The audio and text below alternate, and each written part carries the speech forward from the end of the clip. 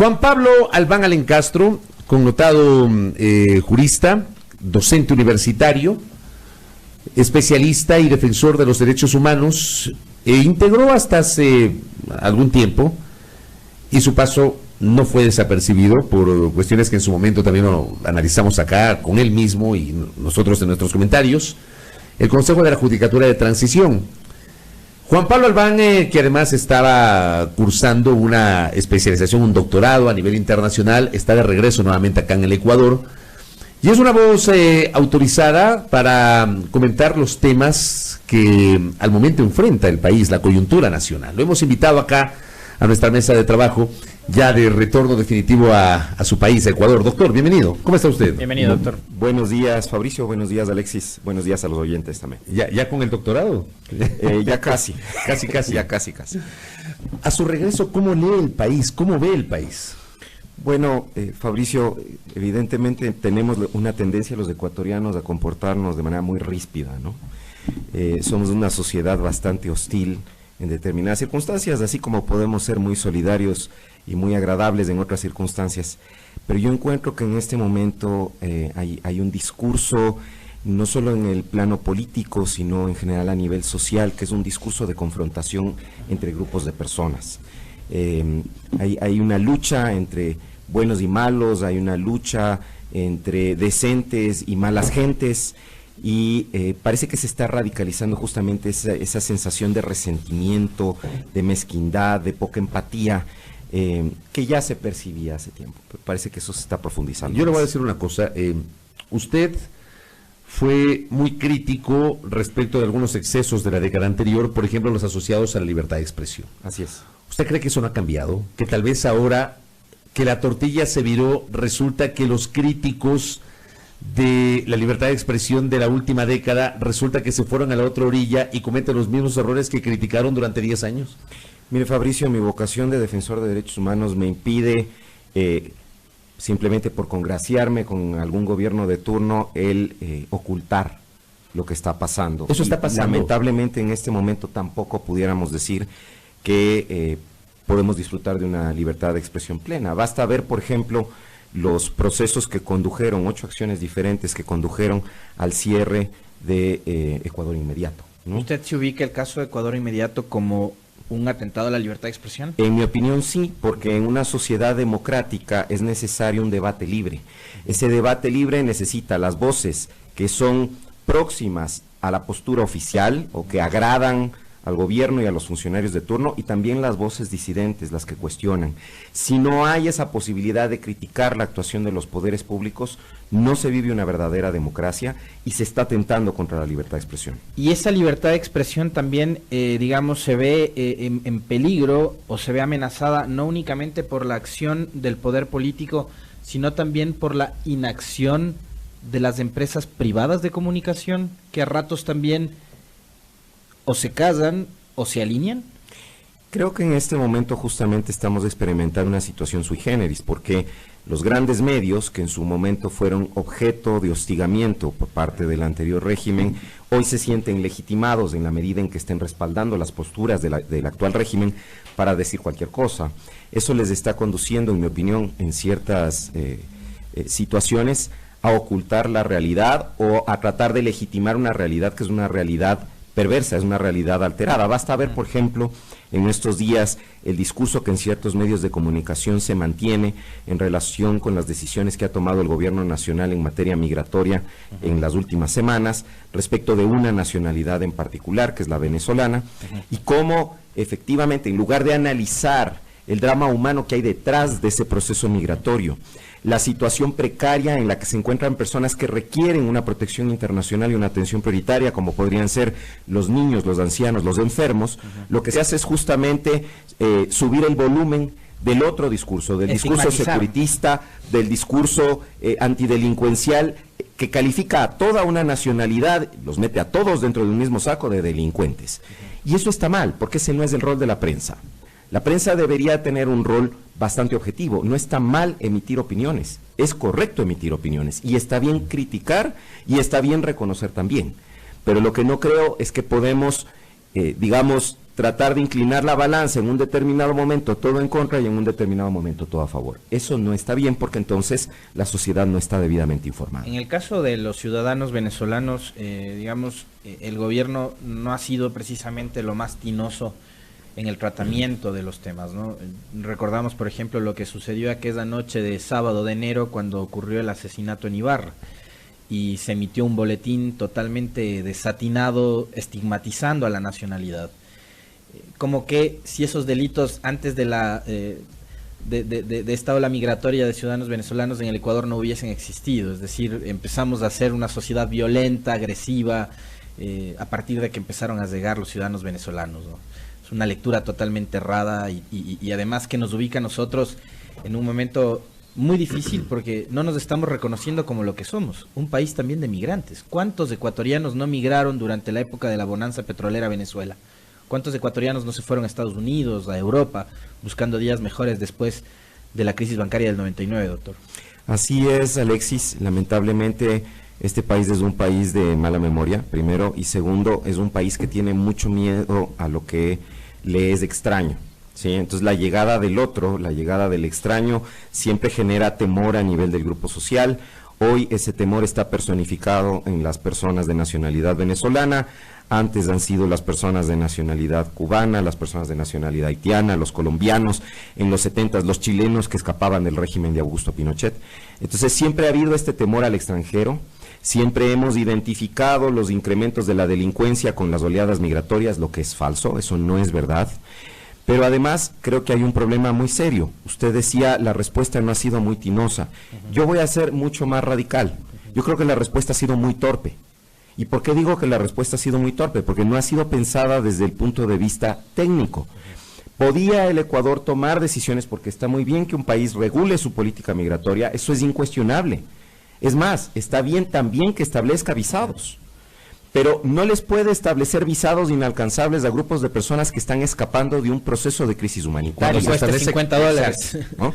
Y encima, tener el cinismo, porque eso me parece un acto de extremo cinismo, de llamarle visa humanitaria y de decir que es una visa gratuita mientras se está cobrando y se está exigiendo requisitos documentales que evidentemente estas personas no pueden cumplir. Esta no es una visa humanitaria. Esta no es una visa humanitaria, esta es una visa, punto.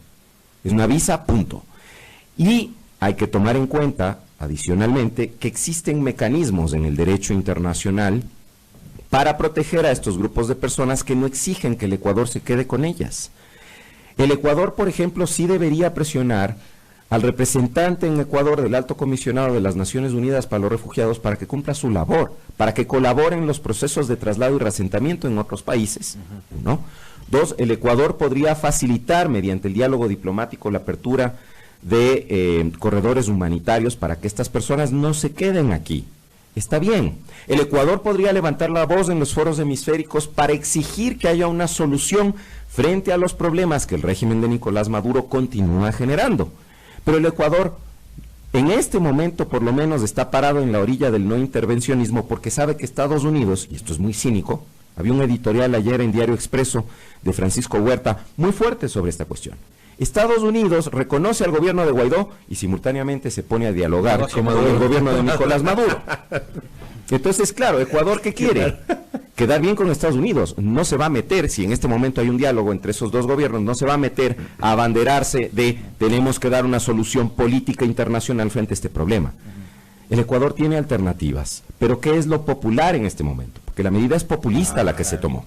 Es una medida meramente populista, por eso no tiene base técnica, porque es tomada de manera torpe y al apuro, pensando en qué me reditúa en legitimidad política y después tal vez electoralmente, frente a la percepción que tiene la sociedad de que la presencia de ciudadanos venezolanos en el Ecuador es solamente negativa. Pero siempre hemos sido así aquí los ecuatorianos. Yo recuerdo cuando hubo una ola de ciudadanos cubanos que llegaron hace poco durante el gobierno de Correa e históricamente durante los más de medio siglo de guerra interna en Colombia. Claro, los ciudadanos colombianos siempre han tenido un estigma horrible en nuestra sociedad. Así es, Alexis, efectivamente eso es.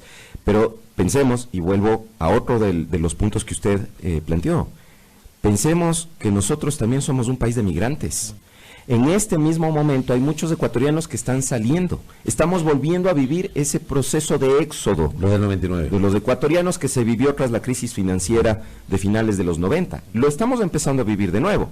Y no es verdad que lo estamos viviendo porque los venezolanos se han tomado todas las plazas de trabajo. Es que la situación aquí a nivel interno, también en recesión y en otros temas, en inestabilidad institucional, en inestabilidad democrática y política, es muy seria. Entonces, ¿cómo van a ser recibidos nuestros hermanos ecuatorianos? Probablemente con hostilidad. ¿Qué legitimidad tendremos nosotros para exigir que se les trate bien, que se respete sus derechos? Con lo que estamos haciendo, ninguna. Crítico Juan Pablo Albán con esta última decisión que está vigente desde las 0 horas del pasado lunes. Crítico también con la situación de la justicia en el Ecuador. Bueno, es evidente que... ¿Usted ve cambios? No, es evidente que la situación de la justicia no ha cambiado ni un poquito. Usted estuvo adentro en el Consejo de Transición y la última vez que estuvo acá antes de regresar a sus estudios en Estados Unidos, y yo se lo dije, yo lo noté desalentado, decepcionado. ¿Mantiene esa decepción, ese desaliento? Mire, sí, yo estoy desanimado, pero eso no significa que no sea necesario seguir insistiendo en el respeto de la institucionalidad judicial y sobre todo en el respeto de la independencia. Eso no significa, el desánimo no significa claudicar. Correcto. Yo en este momento, respondiendo a la pregunta, Fabricio, sí, estoy desanimado, más desanimado después de escucharle anteayer a la señora presidenta del Consejo Nacional de la Judicatura, porque yo entiendo, yo estuve sentado ahí 4 meses, y lo sé, 4 meses es un periodo corto, pero de todas formas entendí cómo opera esa bestia gigantesca que es la corporación judicial. En el Ecuador no digo bestia en un mal sentido, sí, por si acaso. Está hablando por el tamaño. Correcto.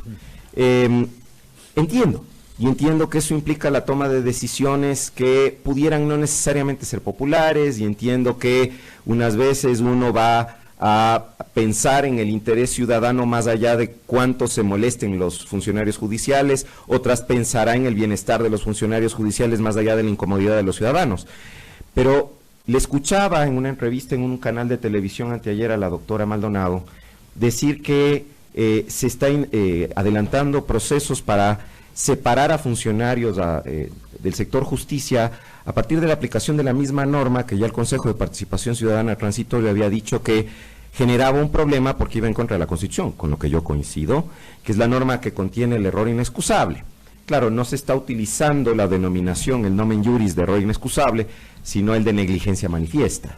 Ahora, eso exige que el Consejo de la Judicatura, en un proceso disciplinario, entre a examinar el ejercicio jurisdiccional y a cuestionar el contenido de las decisiones judiciales, con lo que está afectando la independencia judicial desde adentro, y eso es un problema. Yo no digo que los operadores de justicia son todos angelitos. Hay mucha corrupción, hay falta de conocimiento, hay falta de entusiasmo, hay pereza, hay un montón de cosas. Hay una recarga procesal brutal también, todo se vuelve litigioso en este país, pero me parece gravísimo que de manera pública el Consejo de la Judicatura reconozca que está procurando separar la mayor cantidad de funcionarios que pueda y que para tal efecto está usando una norma que ya ha sido cuestionada. El error inexcusable. Y que en este momento, de hecho, es materia de un proceso activo en la Corte Constitucional del Ecuador, que seguramente va a terminar diciendo que eso es absolutamente inconstitucional. Y mire usted lo que son las cosas. Esa aplicación del error inexcusable era el pretexto para llevar a juicio político a Gustavo Yalc y al anterior Consejo de la Judicatura. Correcto. Y no podemos, lamentablemente, no podemos separar a la negligencia manifiesta, que es lo que se está invocando ahora, del error inexcusable, porque están en la misma norma y ninguno de los dos está definido en la norma. O sea, hay el mismo problema. La falta de definición del error inexcusable es lo que motivó que el Consejo de Participación Transitorio dijera, esa norma no puede usarse, es un problema porque como no se sabe en qué consiste el error inexcusable, entonces se presta para la arbitrariedad y cualquiera puede ser destituido. Lo mismo ocurre con la negligencia manifiesta. Nos piden que le preguntemos si este proceso de sanciones en plena fase de evaluación es lo adecuado, y más aún invitando a la fiscal general a denunciar a los jueces.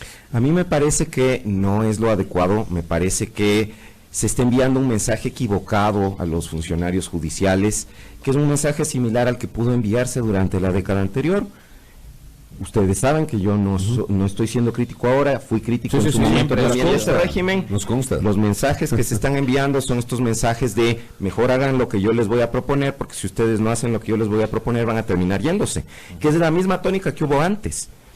Entonces, creo que no es el mejor momento para hacer esto. Creo además que el Consejo de la Judicatura tiene sus competencias para examinar la posible comisión de faltas administrativas sin invadir el ejercicio jurisdiccional, y que la Fiscalía tiene las suyas, y la Fiscalía no tiene que ser asusada por nadie. Si la Fiscalía cree que tiene elementos para considerar que un operador de justicia ha actuado de manera criminal, entonces tendrá que iniciar el respectivo proceso.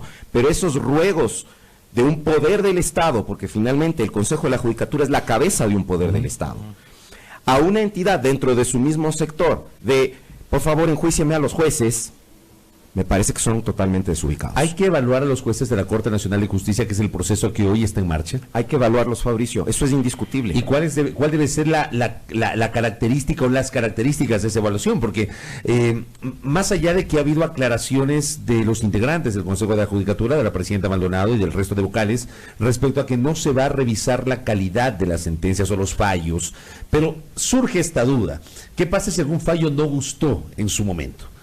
Podría ser materia tal vez una razón poderosa para evaluar y probablemente sancionar a un juez de la Corte Nacional.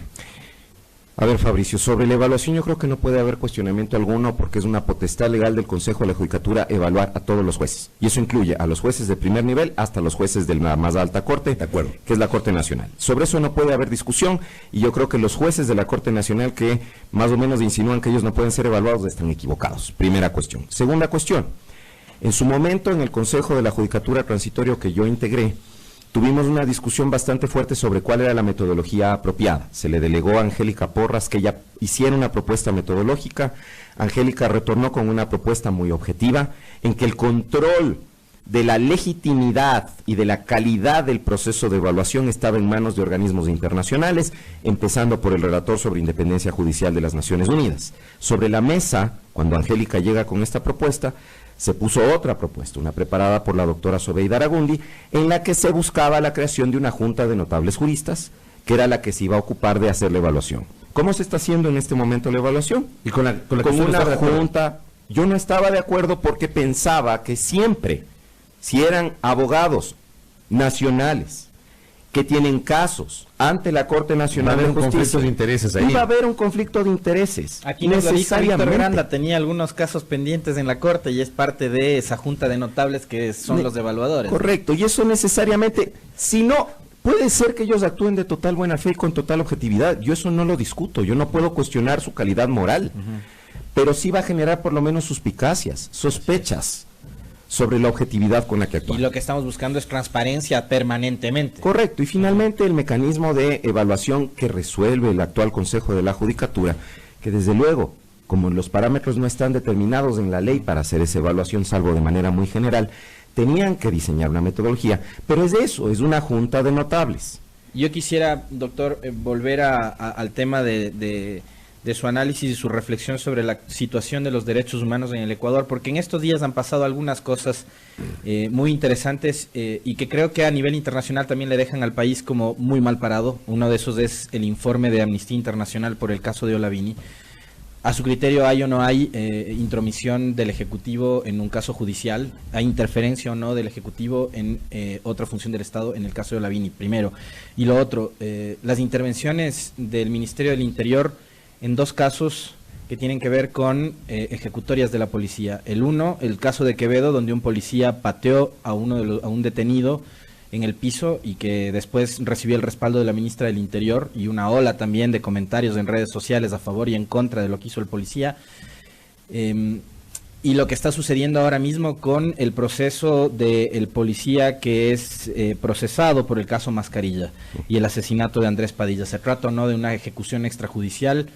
Y corresponde o no que las instituciones públicas, los ministerios, las direcciones, las oficinas adscritas al Ejecutivo en redes sociales se manifiesten por un caso judicial como este. Una respuesta general, primero frente a los tres ejemplos que usted refiere. Este es un momento en que el discurso securitista, el discurso de la mano dura, el discurso del combate a la delincuencia por cualquier medio, lícito o ilícito, está pegando mucho. La sociedad ecuatoriana, eso es lo que quiero oír, porque efectivamente hay un incremento en los niveles delincuenciales bastante notable. Creo que la respuesta al fenómeno de la delincuencia no emana de la decisión calenturienta, disculpen la expresión, que se pueda tomar en relación con un hecho específico o con una nacionalidad específica de prohibirla, sino que emana de tener una política criminal estable, una política criminal responsable que atienda a nuestra realidad, fortalecer las capacidades de los cuerpos de seguridad, pero sobre todo de los operadores de justicia, fiscalía y jueces. Dicho esto, en términos generales, sobre el primer caso, desde luego no conozco mayores detalles, les recuerdo que yo he estado fuera del país, pero de lo que públicamente se ha conocido, de lo que se ha hecho público, yo diría que sí hay cierto nivel de interferencia desde el Poder Ejecutivo en el caso del señor Vini, tomando en cuenta que ha habido declaraciones de altos funcionarios del Poder Ejecutivo calificando los hechos. Tarea que corresponde hacer a los jueces, ni siquiera a la Fiscalía. La Fiscalía puede plantear una teoría del caso, pero la calificación jurídica de exactamente qué ocurre tiene que hacerla un juez. Tengo conocimiento de que la Fiscalía en este momento, por ejemplo, va a cambiar el tipo penal bajo el cual se realizó la imputación inicial, lo que legalmente es permisible. Pero la determinación de que exista mérito o no para pasar un juicio por la comisión de ese delito es una determinación que va a tener que hacer el juez. No la tiene que hacer ni siquiera la Fiscalía. Entonces, peor todavía que funcionarios del Poder Ejecutivo estén emitiendo criterios técnicos, además, según ellos, sobre qué es lo que ha hecho Lavini y sobre el riesgo que hubiera generado a la estabilidad democrática en el país o a la estabilidad de otros estados, inclusive, que fueron calificaciones que se hizo en algún momento. Si se quiere que la justicia actúe de manera independiente, el Ejecutivo, por supuesto, tiene todo el derecho, toda la legitimidad para señalar que la actuación pudo perjudicar los intereses del Estado, pero de ahí a entrar a hacer calificaciones y medio dar instrucciones por esa vía, me parece totalmente desatinado. En el caso de Quevedo, yo emití un pronunciamiento público a través de las redes sociales que motivó que muchas personas me desearan cosas buenas. Yo les voy a desear bendiciones a todos esos que me quieren. A mí me pasó lo mismo. Pero hasta por mensajes directos me escribieron a insultar. Creo que lo de fondo es que la señora ministra del Interior, antes de ser ministra del Interior, era una académica, era decana de una facultad de jurisprudencia. Ella ha sido académica mucho tiempo. Uno de los ámbitos en los cuales ella se ha interesado, me consta porque así la conocí yo, era el ámbito de los derechos humanos. Yo la conocí en el marco de una discusión que tenía que ver con el uso legítimo o no de fuerza. Ahí la conocí. Ella era estudiante de la Universidad de San Francisco. Entonces, a mí me sorprende mucho que ella tenga ahora el discurso que tiene, que es un discurso antiderechos. Me preocupa además el mensaje que se envía a la estructura policial cuando se legitiman las acciones violentas de un miembro de la fuerza policial, más allá de que ese miembro de la fuerza policial, en el caso concreto, además era un familiar de las víctimas del intento de asalto, más allá de eso. Pero el mensaje que se está enviando es un mensaje equivocado de todo se vale en la lucha antidelincuencial, cuando no es cierto. Durante el régimen anterior, cuando el señor entonces ministro José Serrano tuvo pronunciamientos en sentido similar tras un incidente que se dio en el redondel del ciclista en la avenida de los Granados, donde hubo disparos inclusive de ida y vuelta, ¿no?, entre el delincuente y la policía y demás.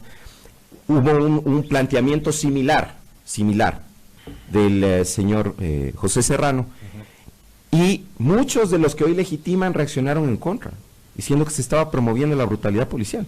Pero ahora, como estos nos caen mejor, entonces ahora ya no importa, y eso no está bien tampoco. Esto es el combate de la delincuencia a través de otro acto de delincuencia. Eso que ejecutó el policía no es digno de una condecoración como le dio el señor gobernador de mascarilla de la provincia. Eso es digno de repudio y es digno de un proceso penal. Me preocupa más todavía que el señor presidente de la República ha guardado silencio frente a este hecho. Él no se ha pronunciado. Un gobernador suyo condecora a este señor. Y su ministra legitima esa acción. Bueno, el presidente no dice nada. El que le condecoró fue el alcalde, para ser más precisos, no fue el representante del Ejecutivo. Bueno, pero una ministra del régimen legitima la acción. Oiga, ¿y lo de mascarilla? Desde mi punto de vista, con la información a sí misma, que es pública, porque yo no conozco los pormenores judiciales del caso, se trata de una ejecución extrajudicial. ¿Y por qué se trata de una ejecución extrajudicial? Porque el uso de la fuerza sería lícito, hasta ahí no tenemos discusión, en la medida en que haya una agresión actual, legítima, una necesidad racional de emplear ese medio para defenderse, pero, en este caso, lo que pudimos observar todos en el video que se hizo viral, es que había disparos efectuados por la espalda a una persona que estaba corriendo, y eso es una ejecución sumaria o extrajudicial bajo estándares internacionales, una grave violación de derechos humanos. No podemos insensibilizarnos frente a estos hechos porque estamos hartos de los delincuentes. No podemos perder nuestra empatía con el resto de seres humanos porque estamos hartos de la delincuencia. Tenemos que ser compasivos con los demás. No importa que pertenezcan a otro grupo étnico, porque además aquí entra ese componente a calificar, pues, ¿no? Se trata de un afroecuatoriano, entonces es como que esa vida valiera menos. No es cierto, no es cierto. Doctor, gracias por el tiempo. Muy amable, doctor. Ya que está por acá, esperamos recibirlo nuevamente en el futuro. Tenerlo más seguido. Sí, para seguir analizando lo que está pasando en el país. Gracias. Se necesitan en este momento más voces críticas, cuando vemos que hay una corriente, ahora sí, única casi. Y voces como la suya en este momento demuestran que las cosas no están del todo bien y que hay que seguir labrando un camino que nos conduzca por la corriente del bienestar para todos, porque vemos que no estamos, digamos, en el mejor sendero posible en este momento. Gracias, doctor. A ustedes. Gracias. Juan Pablo Albán Alencastro conversando aquí en A Primera Hora, 7 de la mañana, 33 minutos.